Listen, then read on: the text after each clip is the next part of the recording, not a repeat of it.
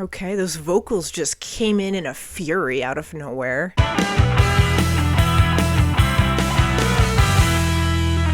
Hello everyone and welcome back to my channel. I am Molly and in this video I'm going to be listening to the album The Nothing by Korn. Now this is Korn's 13th studio album. They released this one in 2019 and a lot of you have said that this one really re-embraces that heaviness that I love from Korn's music. So yeah, I'm really excited to check this album out and just see what I'm going to think of it. Alright, up first on The Nothing is track 1, which is called The End Begins.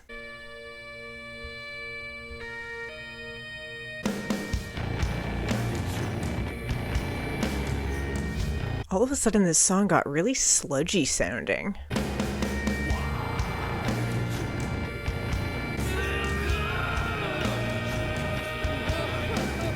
It sounds like there's a lot of pain coming through in his voice, like he's kind of straining almost on this vocal delivery. That was track 1, The End Begins. I guess it was kind of like a little introductory song to that album. It was only a minute and a half long. Something very ambient about it and kind of reminiscent of the track Daddy off of their self-titled album too, with his crying at the end there. But I'm going to move on to track 2 now, which is called Cold.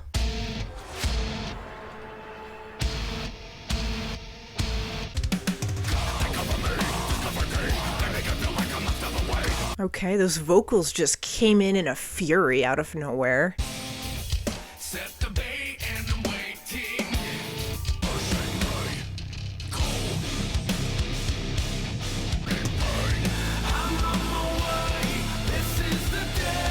I like how his vocals changed there. They had a lot of heavy distortion there on the verse, and then the chorus they kind of lifted up out of that.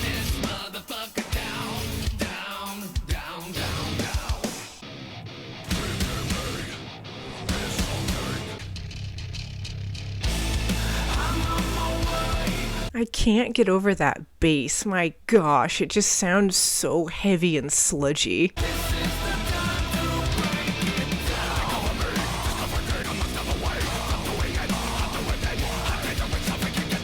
That was track 2, Cold. A lot of intensity on that one. Korn is definitely re-embracing that heavy aspect to their music, at least so far it seems on this album. His vocal delivery was just brutal on that one, and they kind of put some distortion on it too, which really pulled it down. It just had so much heaviness to it. And as I pointed out too, that bass, man, that was just really shining across that whole track. So much sludginess to it. But moving on to track 3 is You'll Never Find Me.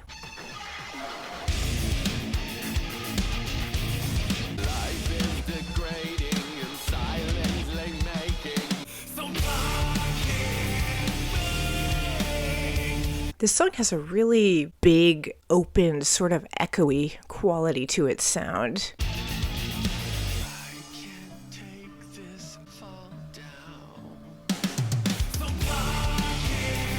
They bring so much eeriness to that part of the song that's kind of quiet and really pulled in. It has this haunted tone, and then the chorus just comes in with such a punch.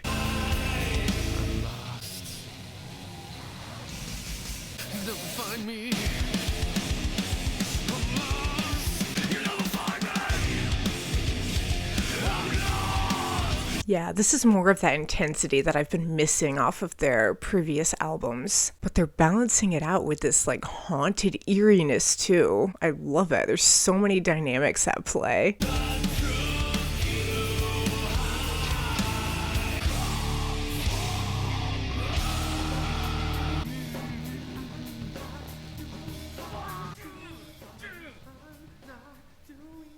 That was track 3, You'll Never Find Me. Kind of a weird ending to that one. Something ambient about it, and it sounded like there was a jam session or something going on in the background really faintly. But that track, just the back and forth of the really pulled in and kind of eerie and atmospheric, and then all of that punchy aggression. I loved how they were taking that song from one extreme to the other so often. And it's amazing, after 13 albums, Jonathan Davis's voice is still as good as it is. Like, he sounds just as good as he did on their early stuff. Moving on to track 4 is The Darkness is Revealing.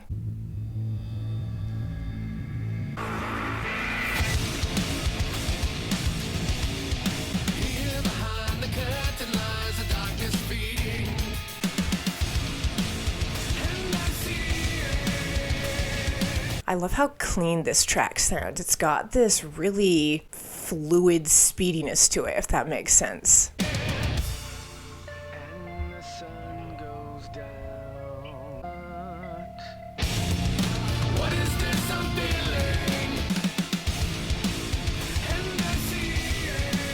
Yeah, this part of the song right here, it just sounds really streamlined. The guitars just have a great tone to them.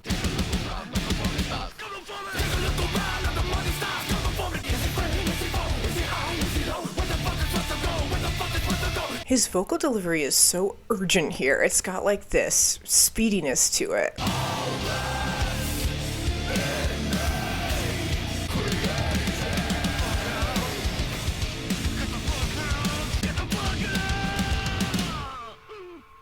That was track 4, The Darkness is Revealing. I really loved the sort of speedy, modern quality that the sound of that one had. Those guitars were awesome. They just had a fantastic tone to them. And I'm finding on this album, they're somehow taking that sort of modern quality, but they're bringing back more of the intensity and those Korn theatrics that I loved from their earlier stuff, and they're infusing that back onto, and it's just merging those two elements of their sound together really, really well. But I'm going to move on to track 5 now, which is called Idiosyncrasy.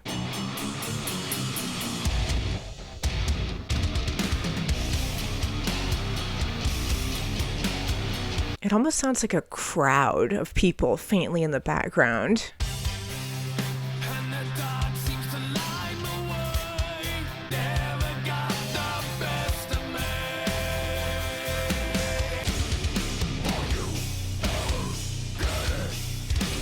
This song just keeps getting heavier and heavier, man.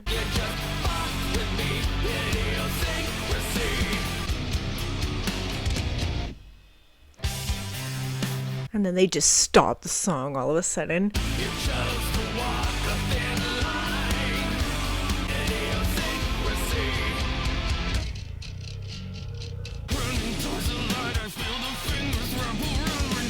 Running toward the light, I feel the fingers wrap around my neck. Yeah, there is a desperation to his voice. It's like he's trying to outrun something.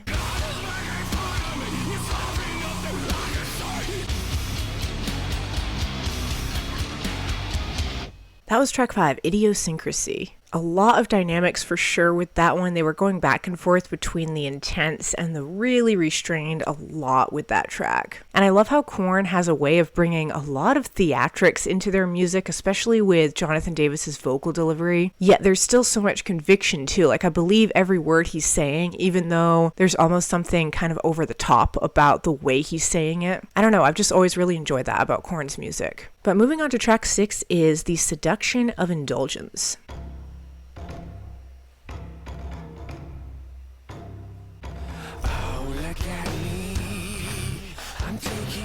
Very interesting percussion on this one.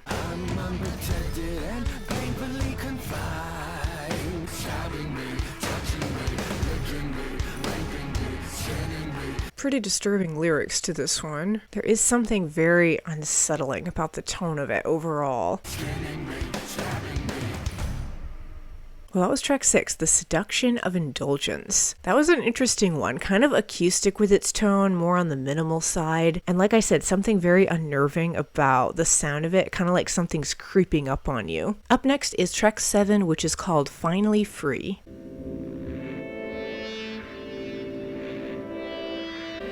It's hard to see what you will find.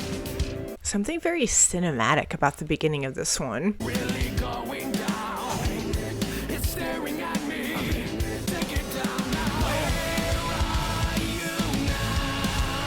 Again, they take it from that really oddly calm verse, and now this chorus has more of an explosiveness to it. It's staring at me. It's pulling on me.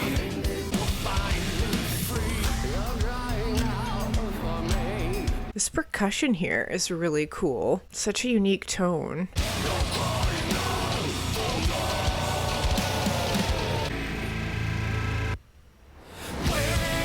That was a very unexpected effect they just did there.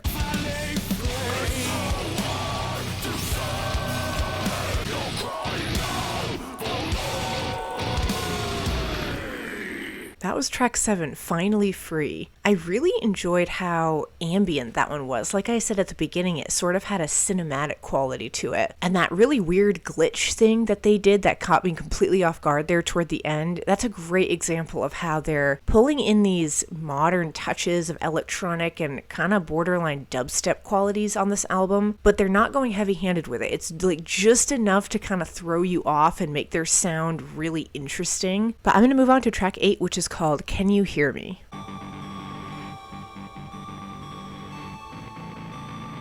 There's like two very opposing sounds going on here.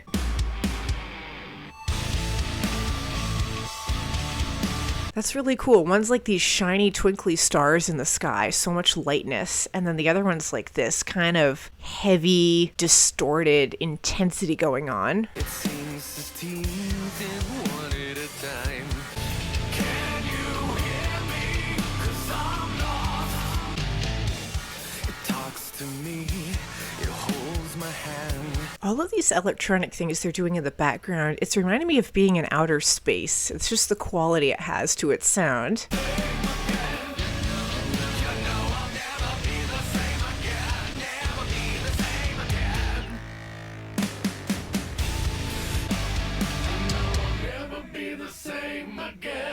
That was track 8, Can You Hear Me? Something actually really beautiful about that one. Very smooth and ethereal with its tone. They were still utilizing all of those awesome instrumentals though, like that bass was really shining through, and the percussion too. They were doing some really, really unique things with that as well. Moving on to track 9 is The Ringmaster. Hey, you, yes, I'm talking to you. And also so much better.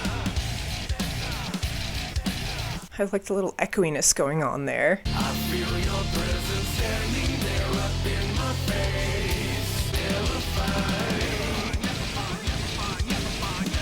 Yeah, there's some harmonizing going on here. I'm not sure if they're just layering up Jonathan Davis's vocals though, or if they have a second vocalist or not. I feel your presence standing there up in my face. You ever hear that voice in your motherfucking head? Right, we got some beatboxing going on.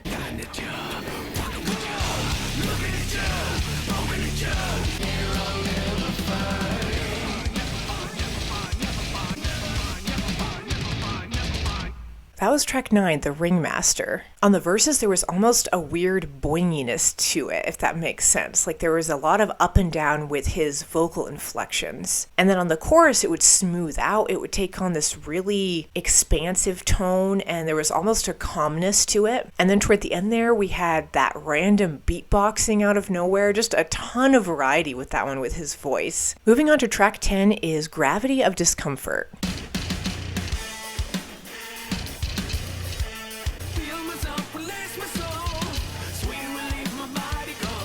That bass, gosh, that never gets old. I know it set me up, it's death premature.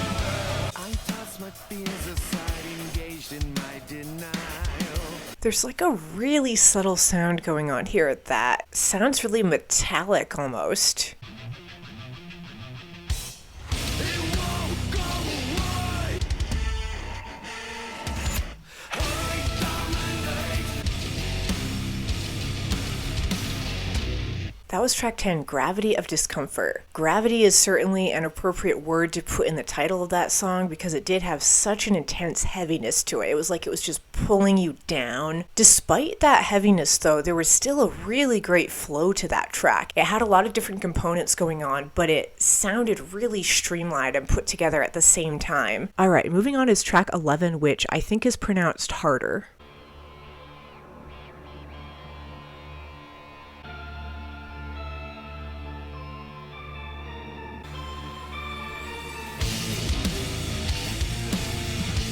All right, a lot of ambience and eeriness there at the start. Choose your path and dare to follow. Everything you do never goes your way. Those vocals, there was almost a watery sort of distortion to them. Start to lash out. Tell me who I am. Tell me why my life keeps getting harder. I like that vocal delivery on the chorus. Harder and harder and harder.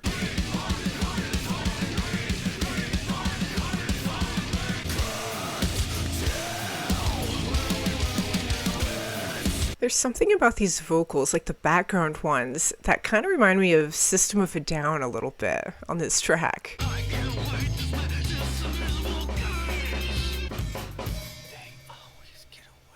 They are in my head now.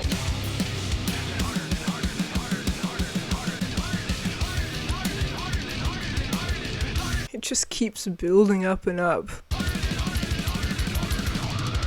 That was track 11, Harder. That one was so much fun to listen to. I absolutely loved all of the vocal acrobatics that they were doing with that one. The intensity on the chorus when it was saying like harder and harder and harder, and they would just build all of that energy up. But then yet again, it was paired with these chunks of that song that were very atmospheric, and they had more of that cinematic quality to them. Up next is track 12, which is called This Loss.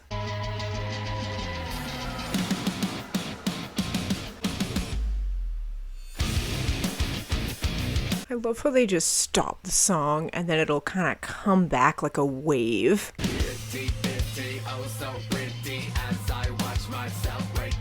Man, all the distortion here. Again, it's sort of watery.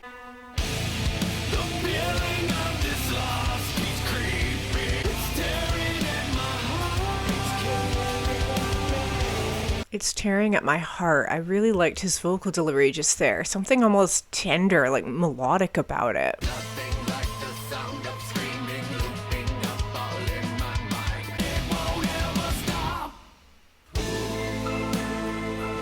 That was a really cool transition. How he said stop and then the song just changed tone like that.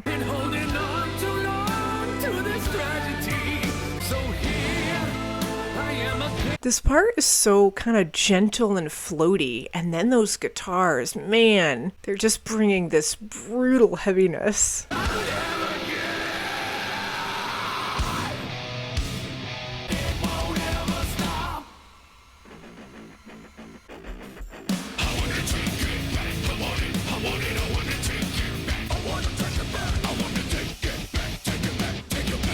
That was track 12, This Loss. It was just crazy how they were going back and forth between this absolutely brutal intensity coming at you, and then they would just pull it back into these really restrained, melodic, really beautiful parts too. Just how they're pairing those two elements, the gentle and the heavy on this album, it's just really impressing me. But I'm going to move on to the final song on the Nothing, which is track 13 called Surrender to Failure.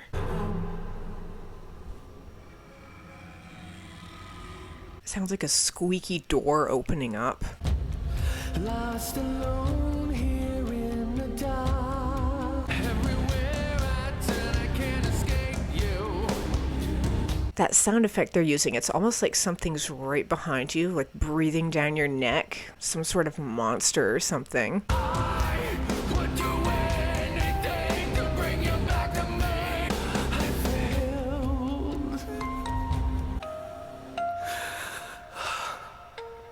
Well, that was track 13, Surrender to Failure. Something very eerie about that, especially how it ended too with that music box playing. I was kind of expecting Korn to end this album with a bang of energy, and that one they kept pretty pulled in, which I'm a little bit surprised by. I liked it though. It just had such a haunted atmosphere to it, and it set kind of a really creepy tone to end this album on. Well, that does it for my reaction to The Nothing, the 13th studio album from Korn. I thought that this record was truly a return to form for Korn. It blended their earlier stuff that had so much heaviness and more of that nu metal style with their newer stuff, which has really embraced the electronic, more modern dubstep tones. Track 2, Cold, really stood out to me because of that bass. It just had an awesome tone to it. It really shone on that track. Also, track 4, The Darkness is Revealing, really played up on the dynamics a lot with this album. It kind of had that smoother, more atmospheric quality, and then they would just bring all of that heaviness. And also track 11, Harder, was just a lot of fun to listen to. Yet again, crazy dynamics with that one as well. But this whole record I thought was amazing. It really embraced that older style from Korn that I really have missed on some of their newer records. And I can't believe I'm saying this, but I only have one Korn album left in my little discography reaction series for them here on my channel, so definitely keep your eye out for that. And yeah, as usual, thank you all so much for watching. Stay tuned, and I will see you in the next video.